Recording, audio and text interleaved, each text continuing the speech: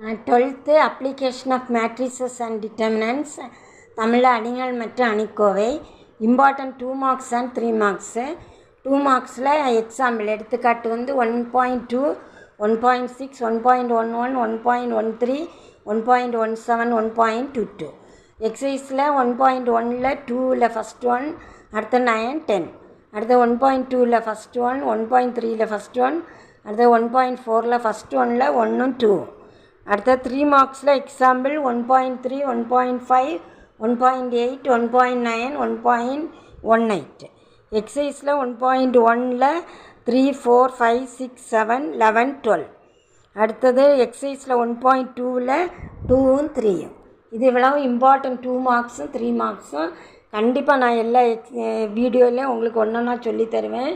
எல்லோரும் இந்த சேனலை சப்ஸ்கிரைப் பண்ணிடுங்க. தேங்க்யூ.